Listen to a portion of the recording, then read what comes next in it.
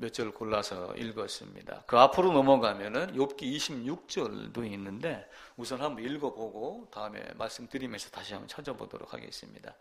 욥기 26장 7절입니다. 그는 북쪽을 허공에 펴시며 땅을 아무것도 없는 곳에 매다시며 물을 빽빽한 구름에 싸시나 그 밑의 구름이 찢어지지 아니하시느니라. 그는 보름달을 가리시고 자기의 구름을 그 위에 펴시며 수면의 경계를 그으시니 라고 하시며, 이제 수면의 경계도 긋고 바닷물이 넘치지 못하게 모래로 이렇게 쌓아놓았다 라고 한 이런 여러 가지 말씀이 욥기서 시편 이런 데 많이 나옵니다. 근데 욥기서의 욥이 언제의 사람이냐 하면은 아브라함과 동시대의 사람입니다. 그러니까 아브라함이 BC 2166년도에 태어난 걸로 이렇게 연대를 계산하면 나오는데, BC 2166년이니까 지금으로 치면 약 4000년 전이잖아요. 그 전에 사람들이 지금의 과학으로 밝혀내기 이전에 땅을 공간에다 하시며 지구가 공중에 이렇게 떠 있다, 이렇게 생각을 하고 있죠. 옛날에 이집트 사람들이나 이런 사람들은 지구가 코끼리 등 위에 얹혀져 있었다, 지구는 평평하다, 이런 생각들을 주로 많이 하고 있었습니다. 지난주까지 3주간에 걸쳐서 그 진화에 대한 이야기도 하고, 또 우주가 어떻게 생겼는가, 하나님의 창조냐, 무에서 창조냐, 유에서 창조냐, 이런 여러 가지 말씀을 나눴습니다.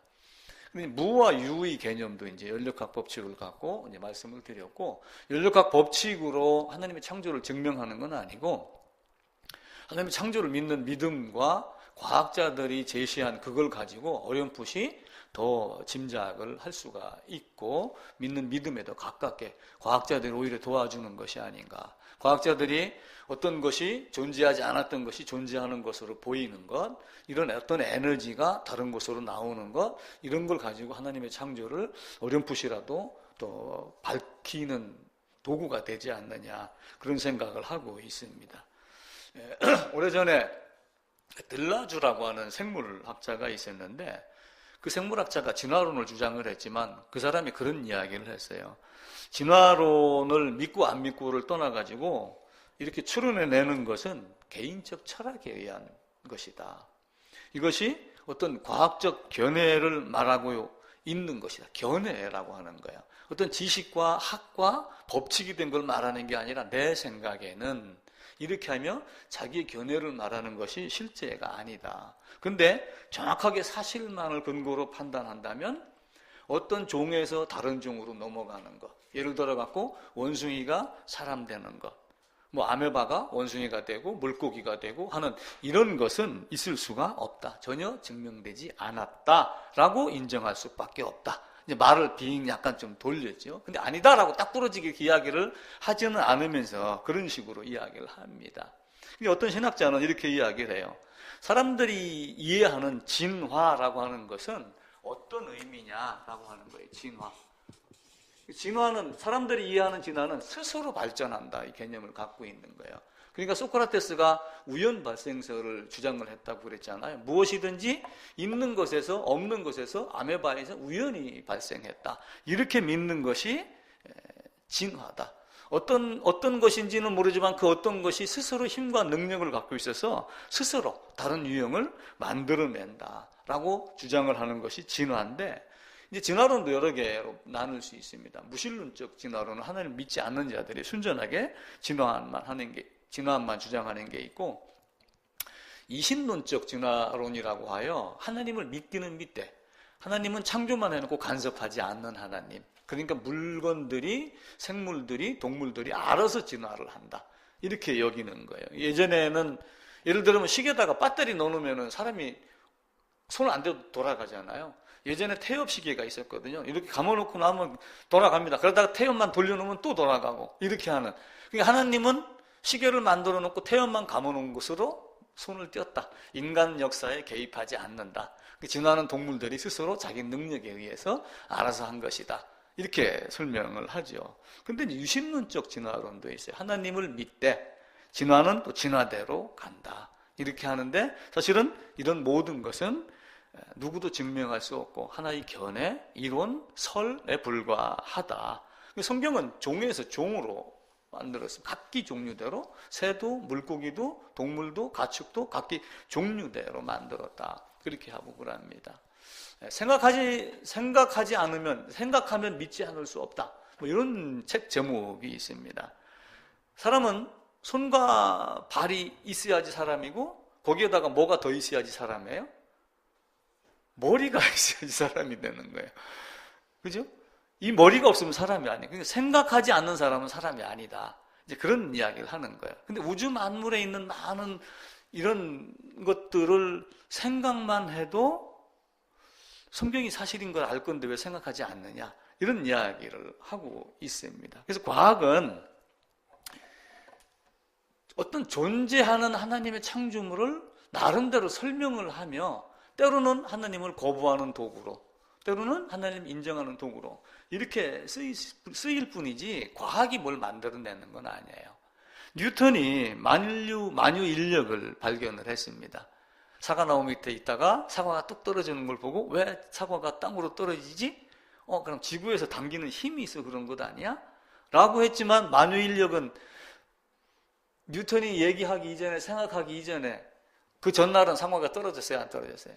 떨어졌어요. 이미 있는 건데 뉴턴이라는 과학자가 그걸 만유인력이라는 말로 만들어낸 것에 불과합니다. 그런데도 불구하고 사람은 나를 이해시켜라.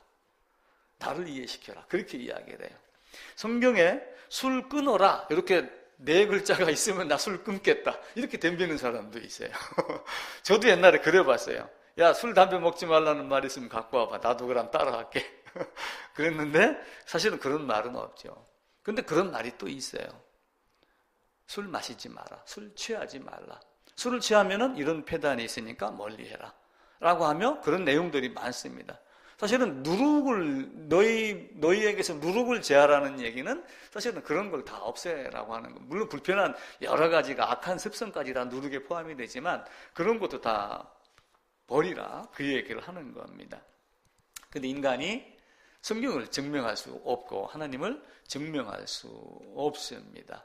그걸 우리가 철저히 알고 무엇인가를 학자들은 증명해내려고 그래. 호주도 수학 선생이니까 뭔가를 수학 공식을 갖고 증명해내려고 그렇게 얘기를 많이 합니다. 오래전 인도 영화에 무한대를 본 남자라고 하는 영화가 있었어요. 근데 어떤 공식을 잘 풀어냅니다. 이 친구가. 교수가 낸 문제를 따다닥 이렇게 푸는 학생들이 있잖아요. 그죠? 근데 이 친구가 수학을 잘해갖고 결국 이제 유학을 가요. 영국으로. 인도 사람인데. 근데 거기서 이제 좀 무시를 많이 당합니다. 그래가지고 자기가 나중에는 연구한 결과로 아주 우수한 사람이 되는데 무슨 얘기를 하니까 그걸 증명해내라. 이렇게 자꾸 요구를 해요. 그 영화의 한 장면 중에. 증명하지 못하면 미신이다. 이렇게 얘기를 하는 거예요. 결국 그 말을 성경에다가 빗대면 너희가 예를 들어 그걸 증명해내지 못하면 성경도 미신 아니야? 이렇게 말할 수도 있다라고 하는 거예요. 근데 이 친구가 계속해서 그걸 증명을 해냅니다. 그래가지고 그 증명된 것 가지고 뭘 하냐면은 지금 블랙홀을 연구하는데 쓰인다고 라고 합니다. 그 무슨 나누자라고 하는 무슨 그 공식이 있는가 봐요. 근데 그 증명을 하기 위해서 많은 사람들이 애를 쓰는데 실제적인 증명을 해내야 되잖아요. 근데 우리가 인간이 하나님을 증명해낼 수 없음을 우리가 철저하게 알게 되는데 그 영화 중에 무슨 말을 하나 하냐면은 기가 막힌 말을 하나 해요. 심장이 말하는 것, 우리 마음이 말하는 것은 증명이나 법칙이 필요가 없다. 마음 자체가 증명을 한다 그거예요. 그러니까 신앙도 증명해라 그러면 사실은 증명하기 어려울 경우가 많습니다. 어떤 학자들 같이 성경을 들이대면 몇 장 몇 절 보고 뭐 이렇게 하는 있지만 그것 없이도 믿는 믿음이라는 것이 있거든요. 그래서 바울은 성도들에게 편지를 쓰면 너희가 그리스도의 편지다라고 하며 그분들의 신앙을 이야기를 하며 말씀을 신비에 새겨라. 마음판에 새기라. 이렇게 이야기를 하고 있죠. 마찬가지로 우리도 그렇게 말씀을 말하고 듣고 생각하고 아니 땡 굴뚝에 연기 나지 않잖아요. 그죠? 근데 그거를 증명할 수 없는 사람들도 많이 있습니다. 어른들은 알죠. 장작을 떼도 좀 젖으면 연기가 더 많이 나고 마른 장작 넣으면 연기 안 나고 때울 수 있고 이건 다 알지만 그걸 안 해본 사람은 그걸 모르잖아요. 근데 우리가 모르는 것들이 이 땅에는 굉장히 많이 있습니다. 오늘은 그 창조에 대한 몇 가지를 앞에 욥기서 봤던 걸 근거로 해서 몇 가지를 한번 살펴보겠습니다. 이제 Q&A 1번, 2번은 아니고 3번을 할 차례인데 1, 2번에 대한 그 보충적인 내용으로 창조물에 대한 것을 몇 가지 준비를 했습니다. 시편 찾아보겠습니다. 욥기서 다음에 시편 19편입니다. 뒤로 넘어가시면은 815쪽입니다. 시편 19편 1절부터 4절까지 제가 읽을게요. 하늘이 하나님의 영광을 선포하고 궁창이 그의 손으로 하신 일을 나타내는도다. 날은 날에게 말하고 밤은 밤에게 지식을 전하니 언어가 없고 말씀도 없으며 들리는 소리도 없으나 그의 소리가 온 땅에 통하고 그의 말씀이 세상 끝까지 이르도다. 하나님이 해를 위하여 하늘에 장막을 베푸셨도다. 이렇게 하며 발도 없고 싣고 가는 구름막, 차도 없고 이렇게 함에도 불구하고 하나님 말씀이 온 세상에 퍼졌다. 물론 이제 사도나 또 여러 가지 말씀 전하는 사람들로 의해서 순교나 이런 과정을 거치며 말씀이 전해졌지만 하늘과 땅과 있는 모든 만물을 보고서도 하나님 어떤 분이시다라고 하는 것을 많은 사람들이 알고 있는 거예요. 그 만물을 보여 자기를 드러내시는 분이 하나님입니다. 근데 이제 그 하나님이 욥기서나 또 다른 성경을 통해서 하나님이심을 창조물을 자기를 나타내요. 아까 욥기서 읽었던데 아까 28장 읽었죠? 38장으로 가보겠습니다.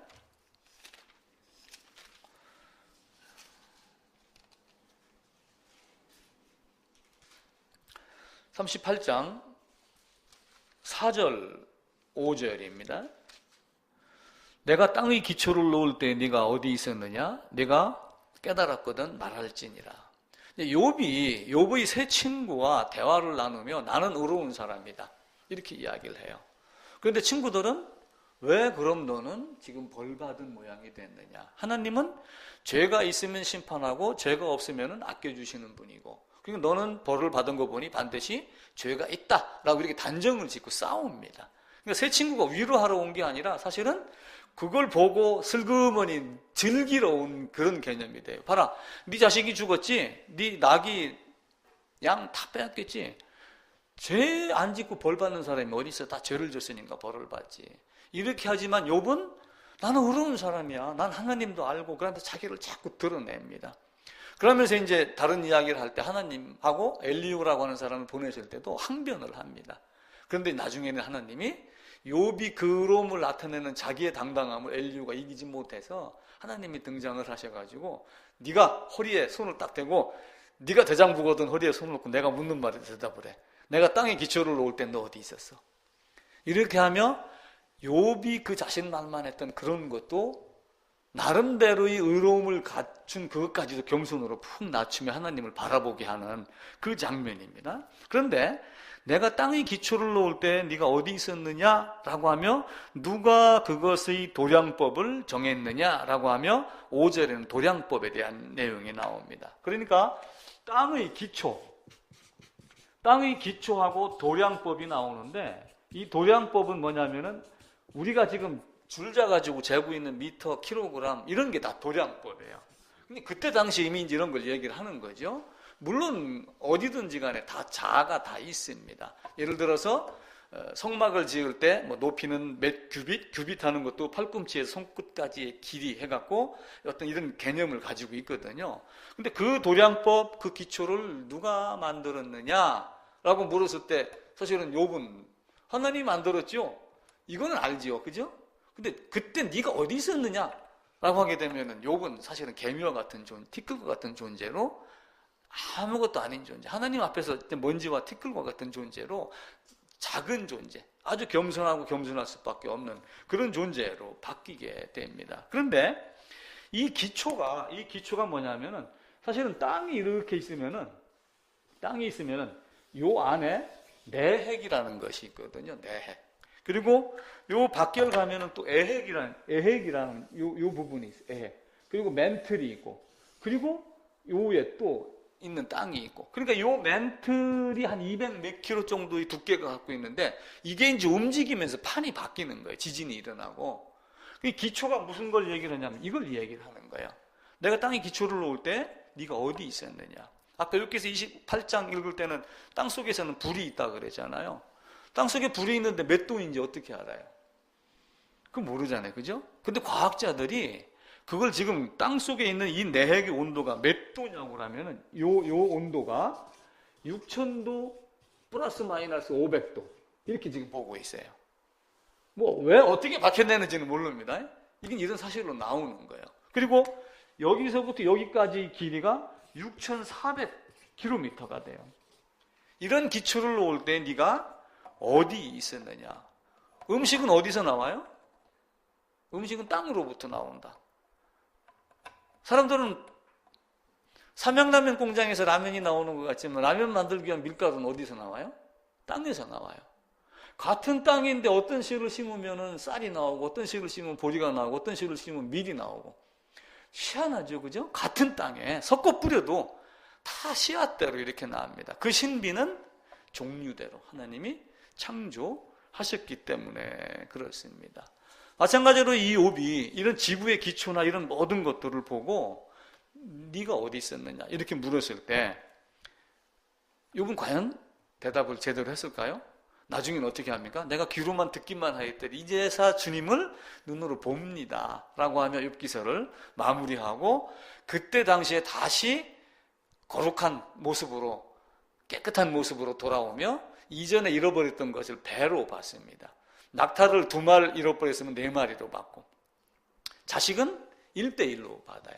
10명의 자식이 죽었는데 10명의 자식으로 그냥 그대로 받고 재산은 배로 받고 그렇게 합니다. 그런데 예수님이 이 땅에 오셔서 처처에 기근과 지진이 있을 이런 말씀도 하시잖아요. 근데 땅의 기초를 놓으사 하나님이 땅의 기둥을 미신즉 이러면서 지진이 일어나는 장면을 구약성경에서는 말씀을 많이 합니다. 자, 이사야서 한번 찾아봅시다. 욥기, 시편, 잠언, 전도서, 이사야 이렇게 나오죠. 이사야 24장입니다.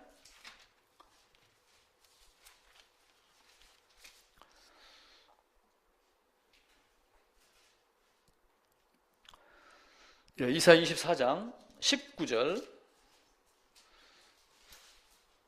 땅이 깨지고 깨지며 땅이 갈라지고 갈라지며 땅이 흔들리고 흔들리며 땅이 취한 자같이 비틀비틀하며 원두막같이 흔들리며 라고 한 이런 장면이 나옵니다. 욥기서 9장 6절에 가면은 그가 땅을 그 자리에서 움직이시니 이런 현상이 나온다. 우리는 그냥 뭐 멘틀의 내핵의 애핵의 어떤 이런 변화 때문에 땅이 흔들려서 뭐 필리핀 판과 뭐 태평양 판이 움직이고 이렇게 지진이 난다, 해일이 일어난다 이렇게만 지금 알고 있는 것인데 성경은 하나님이 땅을 미신즉 이렇게 표현을 하며 모든 것이 하나님의 섭니다 이렇게 말씀을 하셔요. 또한 도량이라는 것도 단순하게 우리가 몇 미터, 몇 센치, 몇 킬로 뭐 이런 몇 그램 이런 것만 따지는 것이 아니라 자. 지구를 한번 봐보세요. 태양이 있고 태양 주위에 태양이 이렇게 있으면은 여기 이제 여러 개가 이렇게 있잖아요, 그죠? 수금지와 뭐 해갖고 쭉 나오잖아요. 이게 나오는데 이 거리가 지금 변동이 돼요, 안 돼요? 이 거리가 지구가 태양 주위를 공전하고 있으면서 100km, 200km 왔다 갔다 합니까? 항상 일정한 궤도로 돕니까? 도량이라는 건 그런 의미도 포함이 돼요. 누가 그 도량법을 정했으며 공전 자전 속도도 뭐 엄청납니다. 시속 뭐 10만 킬로다 공전을 하는데 공전하는데 시속 10만 킬로인데 지금 10만 킬로로 달려가고 있어도 자동차 100킬로만 지나가도 지금 쉥 하고 바람이 일어나잖아요. 지금 지구가 10만 킬로로 태양 주위를 공전하고 있는데 바람이 한 점도 없을 때가 있어요. 신기하죠? 이런 도량 만유인력 이걸 어떻게 만들었느냐? 하나님이 설계하신 대로 그 도량대로 제대로 지켜지지 않으면은 이 지구는 벌써 멸망했다. 하나님이 적극적인 개입이 없으면 아까 이신론에 대한 이야기를 드렸잖아요. 하나님이 뭘 만들어 놨는데 만들어 놓고 전혀 개입하지 않았다. 그럼 이게 가만히 있겠어요? 가만히 있지 않죠. 그런 과학적인 사실을 갖고 하나님의 계심 이걸 또 말하고 그럽니다. 그러면서 이 욥기서에 내가 묘성을, 내가 삼성을 이렇게 하면서 북두칠성에 관한 이런 이야기, 묘성, 삼성 이렇게 하면 그 묘성이 뭐냐 하면 뭐 황소별자리, 이걸 묘성이라고 그렇게 이야기를 한답니다. 그러니까 지금과 같이 아주 고성능의 천체만환경이 없으면서도 욥의 시대, 욥이 아브라함 시대, 그때 BC 2000년 전에 이런 내용들을 이야기를 했다는 것은 놀라운 사실이지요. 대륙은 어떻습니까? 지구는? 지구가 지금 5대양 6대주 이렇게 되어 있죠. 원래부터 하나님 5대양 6대주로 만들었을까요? 초등학교 때 나오는가, 중학교 때 나오는가 모르겠어요. 대륙 이동설이라는 게 있습니다. 원래는 이렇게 있었는데 이게 짝짝짝짝짝 벌어져갖고 지금 5대양 6대조로 바뀐 거예요. 그게 1914년도에 독일에서 베게너라는 사람이, 그게 1914년도니까 지금부터 약 100년 전이에요. 그죠? 100년 전에 대륙 이동설을 알은 거예요. 그 이전에는 몰랐습니다. 그래가지고 미국이 뭐 예를 들어 멕시코 뭐 많이 이렇게 있다. 그러니까 이쪽 태평양 이쪽하고 모양도 비슷한데 지질 조사를 하니까 똑같은 거예요. 그래서 이게 이렇게 떨어져 있는 대륙 이동설을 이야기를 합니다. 욥기서 9장에 보면 그가 땅을 그 자리에서 움직이시니, 그러면서 땅이 움직이는 장면이 나와요. 이게 꼭 그거다 이렇게 말하기는 애매모호하지만 한번 읽어보겠습니다. 욥기서 9장입니다. 욥기서 9장 6절에 보면은 그가 진노하심으로 산을 무너뜨리시며 옮기실지라도 산이 깨닫지 못하며, 6절, 그가 땅을 그 자리에서 움직이시니 그 기둥들이 흔들리도다. 그러면서 움직이고 또 움직이니까 지진도 일어나고 이동도 하고 하는 그런 장면이 나오게 됩니다. 지금 이제 각 나라별로 어떤 게 있냐면 해적 케이블이라는 것이 있어요. 해적 케이블이 미국에서 어느 나라하고 해적 케이블을 만들어 놨는데 중간에 사고가 나서 해적 케이블이 끊어졌어요. 끊어진 이유를 찾다가 보니까 땅이 갈라져서 벌어져 갖고 그 케이블이 끊어졌다라고 하는 것을 발견을 하며 대륙 이동설을 뒷받침하는 그런 것들이 있습니다. 그래서 나온 게 이제 대륙 이동설 구조론 해갖고 지구에 뭐 7개인가 몇 개의 판이 있다. 판 위에 이 땅이 얹혀져 있다. 판이 이동하면서 이렇게 부딪히면 어떻게 돼요? 이렇게 올라오니까 지진이 나고 해일이 일어나는 거예요. 해일이 얼마나 무섭습니까? 이번에도 어느 지역인가 이렇게 휩쓸려 내려가고 하는 그런 장면 보이잖아요. 근데 그 대륙 이동설 판 구조론을 어디서 또 얘기를 해요? 성경에서 벨렉이라고 했습니다. 벨렉 혹시 들어보셨어요? 벨렉이라고 말을 합니다. 창세기 10장입니다.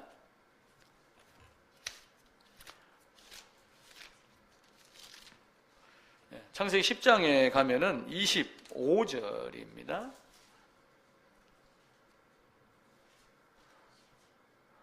셈의 아들에 대한 얘기가 나오고 야벳과 함의 이야기가 나오는데 아마 11장에 있는 내용을 10장에서 오히려 설명하지 않았는가 그런 생각이 듭니다. 25절, 에벨은 두 아들을 낳고 하나의 이름을 벨렉이라 하였으니 그때 세상이 나뉘었으며 라고 하면 이 벨렉이 나뉘어지는 것을 말합니다.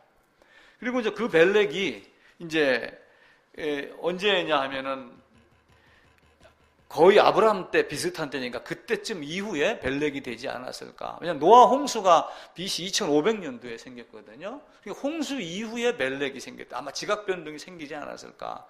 예를 들면 홍수가 일어나가지고 150일이 돼서 물이 창일했고 또 40일인가 지나면서 물이 빠져갖고 한 군데로 모였다. 그 물이 어디로 갔을까? 이런 거 궁금하잖아요. 그죠? 근데 해구라는 것도 있어요. 해구. 이렇게 바다가 이렇게 있으면은 물이 있어서 그냥 바다 이래 된 게 아니라 바다 어딘가 이렇게 깊숙하게 툭 패인 곳이 있어요. 에베레스트 산 같이 어떤 데는 해구가 8km 되는 이런 해구가 있어갖고 에베레스트 산을 딱 잘라갖고 거꾸로 딱 갖다 박아놓으면 그 자리가 딱 메꿔지는 그런 해구라고 그래요. 얼마 전에 무슨 책에 보니까 마리아나 해구라는 것이 있는데 마리아 해구는 깊이가 11km랍니다. 그러니까 엄청나죠. 우리 미가서 한번 읽어봤잖아요. 그죠? 우리 죄악을 깊은 바다에 11km 되는 바다에 집어넣은 것 같이 찾아올 수 없고 멀리 떠난 것 같은 그 내 죄악을 그렇게 옮겨놨다, 없애놨다, 이렇게 그때 당시의 표현 방법으로 그렇게 한 거예요. 그러니까 깊은 바다에다 집어 던졌다는 얘기는 다시 죄가 있게 하겠다, 없게 하겠다는 게, 다시는 죄를 없앴다라는 얘기를 그런 식으로 표현을 한 겁니다. 그러면서 땅을 나뉘게 하고 거주의 한계를 두고 했던 이런 모습들을 볼 수가 있죠. 또 우리가 욥기서 읽으면서 땅을 공간에 다시며 이렇게 했죠, 그죠? 땅을 공간에 달고 한 이것들을 우리는 어떻게 알아요? 지구가 평평하다고만 생각을 했는데 지구가 둥글다는 것을 무엇 보고 알았다고 그랬어요? 저 바닷가 가가지고 어선이 하나가 탁 돛담배가 싹 하는데 평평하면은 돛이 그냥 이렇게 배하고 작아야 되는데 샥 숨어들어서 안 보이는 거예요. 아, 이게 뭔가 둥글구나.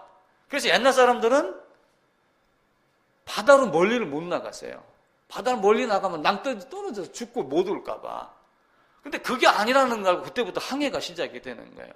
근데 성경에 이미 뭐라고 나와요?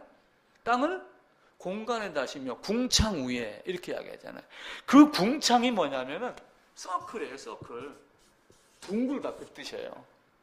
하나님이 궁창 위에 앉으사. 그러니까 욥기 시대에 땅이 둥글다는 걸 이미 알고 있는 거예요. 근데 그거를 언제 알았어요, 우리는? 얼마 전에 아는 거예요. 그러니까 성경이 참 신비로운 책이죠. 그 당시에 야 지구는 둥글어 딱 이렇게 표현하진 않았지만은 그런 식으로 이렇게 말씀을 합니다. 그러면서 아인슈타인이 뭐 이런 사람들이 얘기했던 블랙홀 뭐 이런 거 있잖아요. 북극성 저 뒤에 가면 뭐 비밀의 공간이 있다. 뭐 블랙홀이 있어갖고 세상에 모든 게 다 들어가도 거기다 빠질 수 못 나온다. 다 삼킬 수 있다라고 하는 그 블랙홀이 또 보면 어디서 나와요? 아까 욥기서 26장 읽은 대로 그는 북쪽을 허공에 펴시며 라고 하면 그 공간을 의미하는 것이다 라고 사람들이 지금 생각을 하는 거예요. 또 땅을 아무것도 없는 곳에 다시며, 그러니까 땅을 아무것도 없는 곳에 달았으니까 지구가 공중에 붕 떠 있습니다.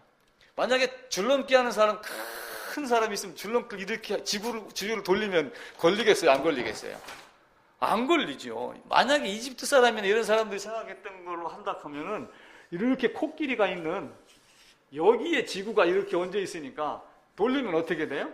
걸리는데 이렇게 둥글었으니까 돌려도 걸리지 않죠. 땅을 공간에 다시며. 근데 공간에 달고 있는데 여기에 또 다른 것이 또 있어요. 밀고 땡기고 하며 이것이 일정한 도량으로 유지하는 것. 이 만유인력. 이런 것들이 성경에 다 나오고 그럽니다. 그래서 영어 단어에 보면 서클 있고 또 콤패스라고 해서 둥그렇게 그리는 거 있잖아요. 그 그림으로 원형이라는 사실을 또한 얘기를 합니다. 우리는 하늘이 파란색으로 보이잖아요. 그죠? 근데 우주에서 내려다보면은 검정색입니다.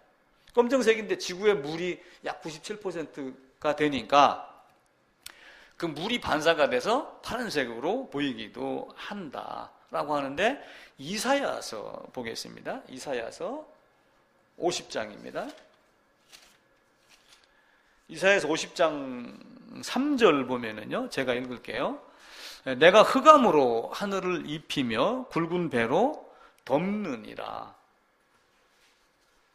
또 이사야서 40장에도 가면은 땅 위 궁창에 앉으시나니 땅에 사는 사람들은 메뚜기 같으니라. 그가 하늘을 차일같이 폈었으며 라고 하면 차일의 이야기를 해요. 차일이 뭐냐면 천막에 대한 개념이거든요. 그러니까 지구가 이렇게 있으면 뭔가를 차일같이 폈다는 얘기예요. 이 차일같이 핀 게 지금의 과학자들이 하는 얘기가 뭐냐면은 오존층입니다. 오존층. 근데 이게 이제 노아 홍수 때 거의 많이 궁창 위에 있는 물이 쏟아지면서 좀 많이 제거가 됐고, 그리고 지금 이제 연료나 이런 걸로 인해 가지고 오존층이 파기가 되면서 피부암 같은 거 이런 것도 생기고 그러죠. 지구는 아무것도 아니에요. 별이 약 1000억 개 내지 2000억 개 모인 게 은하입니다. 은하가 1000억 개에서 2000억 개 모인 게 우주예요. 그러면 2000억 개, 2000억 개, 뚝 잘라갖고 1000억 개라. 1000억 개, 1000억 개 분의 1이 지구입니다. 이 우주에 있는 모든 별들을 다 한 군데로 모아가지고 딱 뭉쳐놓으면은 그 중에서 제일 비중이 큰 게 뭐냐면은 태양이랍니다. 그 태양의 비중이 99.86%예요. 99.86%. 그럼 나머지 0.14%는 뭐냐? 목성, 토성이 차지한답니다. 그러니까 태양, 목성, 태양이 99.84, 86, 0.14가 목성, 태성, 토성. 그럼 나머지 천억 개 해서 3개 빼고 지구 포함해서 0.014%. 그러면 지구는 거기에 뭐예요? 한 점도 안 되죠. 아무것도 아닌 거기서 60억 분의 1 나. 그죠? 저기 쓰면은 그거 아무것도 아니에요. 아무것도 아닌 존재. 이 내용을 제가 좋은 생각에서 봤어요. 좋은 생각 11호에 이 글이 나오더라고요. 지구? 아무것도 아니야. 얼마나 놀랐습니까? 오존층 만약에 없어지지 않으면 어떻게 돼요? 없어지면 어떻게 돼요? 엄청난 재앙이 초래하죠. 하늘을 차일같이 펴서 쓰면 그 차일이 그 오존층의 텐트, 장막, 천, 그걸 또 이야기를 합니다. 지구가 도느냐, 태양이 도느냐, 이 이야기도 천동설, 지동설도 나왔죠. 그 천동설, 지동설이 그 얼마 전 이야기입니다. 물론 BC 이때쯤 얘기 나왔지만은 결국은 뭐가 돌아가요? 지구가 돌아가는 게 알고 있습니다. 그때 등장했던 많은 사람들, 아리스토텔레스나 이런 사람들이 우연 발생설, 이렇게 하면 창조를 거부하고 아까 같이 단세포가, 아메바가 뭐가 됐다. 각자가 생명이 있어서 능력 있게 나왔다. 이런 정도로 말을 하고 있죠. 지구가 돈다, 갈릴레이가 이야기했지만 갈릴레이가 나오기 이전에 다른 사람들이 먼저 그걸 했어요. 지구가 돈다는 얘기를. 누가 했냐면 기원전 3세기에 아리스타르코스라고 하는 사람이 있는데, 기원전 3세기니까 2300년 전쯤이죠. 그때 어떤 사람이 이 지구가 돌아가는 것 이야기를 했는데 이제 서로 부정 당하는 거예요. 그러다가 이 이탈리아의 조르다노 브루노라고 하는 사람이 그걸 또 주장을 하다가, 이제 그때 당시에는 교황청이 법이었잖아요. 거기서 아니라면 아닌 겁니다. 그래서 화형당하고 말았어요. 근데 그 후 30년 있다가 갈릴레이가 그래도 지구는 돈다, 이렇게 얘기가 나왔죠. 지금 기름값이 이제 좀 떨어진다, 더 떨어진다, 덜 떨어진다, 그거 뭐 한시적으로 내려봐야 얼마나 내리냐, 도움이 얼마나 되냐, 말이 많잖아요. 그 석유는 어디서 나올까요? 그 석유는 왜 생겼을까요? 짐승 죽은 거예요. 그죠? 석탄은 뭐예요? 나무 들어가서, 나무 태우면 숯 되고 그러잖아요. 그럼 그 많은 석유와 많은 석탄이 어디서, 무엇 때문에 생겼어요? 노아 홍수 때. 에덴의 모든 나무가 땅속으로 들어갔다. 그 에덴이 이만한 동산이 아니라 중동 그 집 페르시아만 있는 그쪽 전체를 다 보고 이야기를 하는 거예요. 그래서 그쪽에가 지금 석유가 나오는 거예요. 제가 언젠가 그런 말 했잖아요. 우리가 지금 차 타고 다니는 거예요. 옛날 조상들의 썩은 시체를 지금 타고 다니는 거다. 그것 가지고 지금 석유와 탄과 이런 것들이 나오고 그럽니다. 이게 하나님의 창조의 세계는 놀랍습니다. 공기는 무게가 있을까요, 없을까요? 공기. 이렇게 하면 무게가 없는 것 같아요. 그죠? 근데 기압이라는 게 있잖아요. 기압. 그 기압이라는 게 있어서, 이게, 예를 들면 산 꼭대기 높은 데 올라가면은 산소도 희박하고, 그래서 뭐 등산하는 사람들이 아주 고통을 받고 그러잖아요. 전도서 11장에 보면은 무슨 얘기냐면 바람의 길이 있다. 이렇게 바람이 다니는 길이 있다고 그래요. 또 시편 8편 8절에 보면은 해로가 있다. 그래서 어떤 사람이 이걸 보고 바다의 길을 찾았다는 그런 설도 있습니다. 그리고 욥기 28장, 우리가 아까 읽었던 그 주위에 보게 되면 28장 5절에 공기의 무게에 대한 이야기도 나옵니다. 그거 한번 찾아보고 갈까요? 28장 5절입니다. 욥기서 28장 5절입니다.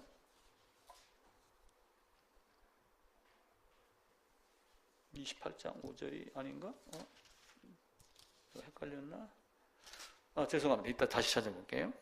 공기 무게가 있는데 이 공기 무게를 누가 했냐면은 그 토리첼리라고 하는 사람이 공기에 무게가 있다는 걸 증명을 해냈습니다.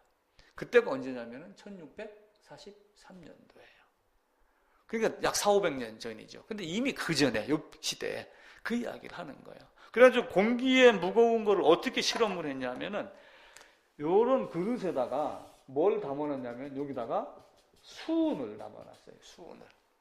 그래가지고 유리대롱을 이렇게 구멍 뚫린 거 딱 꽂아갖고 이렇게 해서 딱 꽂아 놓으니까 이게 쭉 끌어올려가지고 몇 센치로 올라갔냐면 76cm가 올라갔어요. 그러니까 어떤 힘에 의해서 밀려 올라간 거예요? 공기가 이렇게 누르는 힘에 의해서 수은이 끌어 올라갔다. 그 수은의 비중이 13.6인가 그렇습니다. 그리고 76cm하고 13.6하고 곱하면 1023m바. 우리 뉴스 시간에 나오는 것. 지금은 그 얘기를 잘 안 하는데 옛날에 김동관 기상관이 있을 때는 지금 우리나라는 뭐 1013mm 헥터 막 이런 얘기를 많이 했어요. 지금은 이제 이쁜 아가씨들이 나와가지고 그냥 온도 몇 도입니다 막 이렇게 얘기를 했잖아요. 이렇게 토리첼리가 진공 실험도 하고 그럽니다. 그러니까 우리 몸에 실제 지금 무게로 압력이 받는 게 얼마냐면 약 1톤 정도가 된다고 그래요. 이 최적 따져가지고 이런 식으로. 왜냐하면 압력하고 뭐 이런 무게 따지고 하는 게 뭐냐면 센티미터당이거든요. 가로 세로 제곱 센치. 요 1cm 1cm에 받는 힘인데 우리 몸의 면적을 딱 계산을 하면 약 1톤 정도의 힘을 받는다고 그래요. 그래서 예전에 대형 짐승들이 사라졌다라고 하는 것은 홍수 이후에 어떤 그런 영향 때문에 압력을 받아서 살아나지 못하지 않았는가 그런 얘기를 하고 그래요. 또 초등학교 중등 시절에 보면은 물의 순환작용 이거 배웁니다. 그죠? 물의 순환작용을 배우는데 물이 어디로 올라가요? 바닷물이? 여기서 홍수가 나갖고 계속 바다로 가면 바닷물 넘쳐나요? 안 넘쳐나요? 안 넘쳐나요. 바닷물은 항상 그대로입니다. 왜냐하면 물을 가늘게 안개되어 이끌어 올려갖고 어디다가 저장을 시켜요? 구름에 저장을 시켰고 그 이야기가 욥기서에 나오는 거예요. 비를 구름에 저장해갖고 빽빽하게 하고 그래서 구름 없는 비가 있고 구름 있는 비가 있는 거예요. 자, 비가 있는 구름, 비가 없는 구름.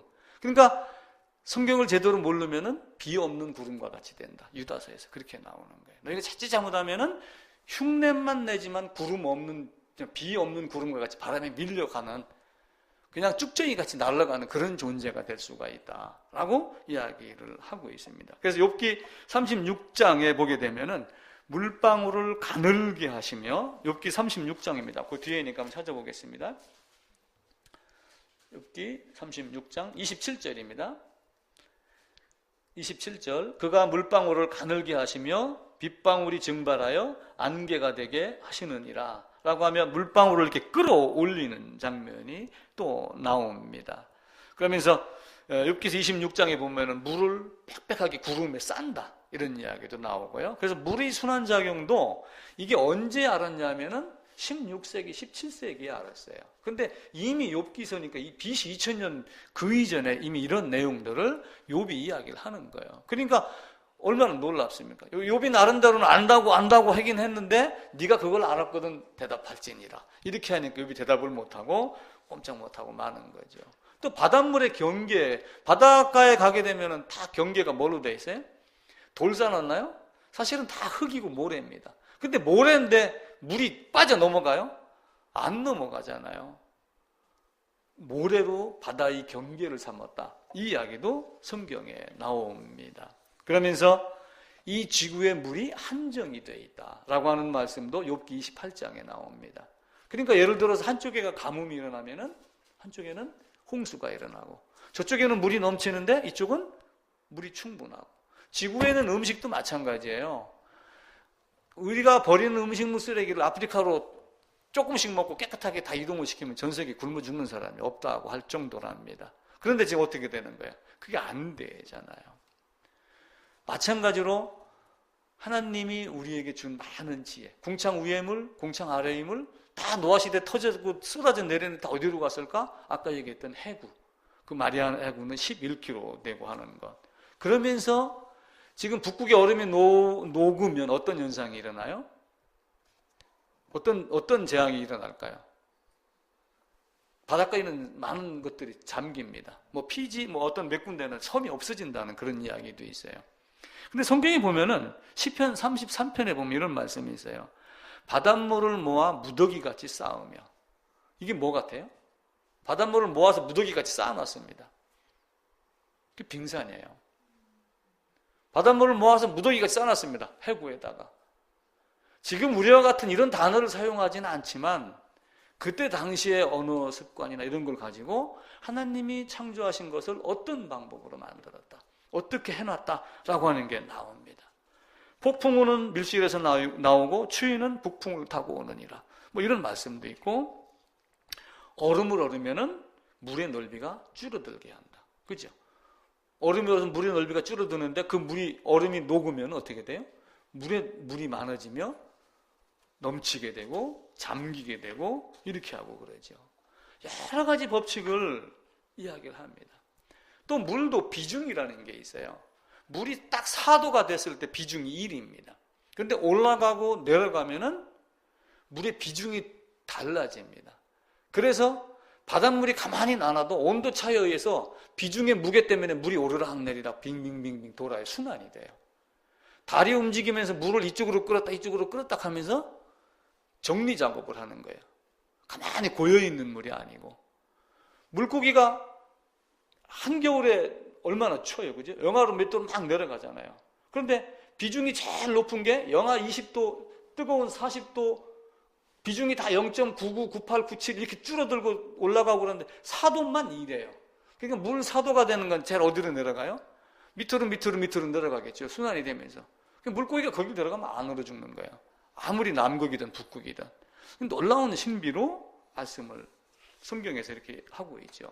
하나님은 우리에게 그런 모든 걸 주며 하나님의 창조가 신비롭다. 지난주 창조 얘기하고 뭐 여러 가지 이야기를 드렸지만 제가 이제 보충 설명을 드리려고 하나님의 창조가 이렇게 놀랍다라고 하는 내용을 이렇게 말씀을 드리는 겁니다. 창조를 보고 세상에 돌아가는 걸 보고도 하나님을 믿지 않는 사람들도 많이 있어요. 물론 하나님이 믿어지지 않는 경우도 있죠. 그런데 인간은 사실 아무것도 아니다. 코 막으면은 몇 시간 버티겠어요. 물 안 먹으면은 며칠 가죠, 그죠? 숨 안 쉬면은 3분입니다. 물 안 먹으면 3일, 30일? 뭐 음식 안 먹으면 2달 갈 수도 있겠죠. 가끔 특이해서 나는 뭐 몇 년을 금식했다 이런 사람도 뭐 있긴 있지만 진짜인지 가짜인지는 모르죠. 인간은 아무것도 아닌 존재입니다. 그리고 죽으면은 지금은 화장을 하지만 옛날 사람들 가가지고 이장할 때 한번 봐보세요. 그 시체 썩어 있는 거. 그래서 성경에도 그 이야기를 하잖아요. 네가 땅속에 들어가서 구더기와 같이 뒹구는구나. 사람이 썩으면 어떻게 돼요? 여기 다 균이 다 밖으로 다 나옵니다. 우리 몸 안에 충이 엄청나게 많아요. 아무리 깨끗하게 깔고 닦아도 딱 죽은 사람 따뜻한 데 나누면 벌레가 다 겨나옵니다. 그래서 냉동실에다 집어넣는 거예요. 옛날 사람들은 죽으면 뜨거운 열기 없는 운목에다가 집어넣고. 그러니까 옛날 사람들 장사 지낼 때 얼마나 고통스러웠어요. 냄새 때문에. 그래도 조상이라고 3일장, 5일장 막 이렇게 고생을 하고 그랬죠. 인간 아무것도 아니에요. 단지 뭐예요? 몸, 팔다리 다 있어도 머리가 있어야지 되고, 머리가 다 있더라도 혼뿐만 아니라 영이 있어야지 진짜 이 세상에 살아가는 그런 존재가 됩니다. 신앙은 반드시 가져야지 돼요. 나를 위하기도 하지만 세상의 흐름을 가만히 보고 그럼 내 자식이 만약에 저렇게 처해진다면, 그래서 부모들이 신앙을 갖고 자식에게 가르치고 또 자식을 위해서 기도하고 하는 이런 모습도 우리에게 반드시 필요합니다. 지난주 이어서 이런 간단한 말씀을 드렸는데, 하나님의 창조에 대한 부분도 우리가 알지 못하는, 과학자들이 그걸 증명을 해내는 거예요.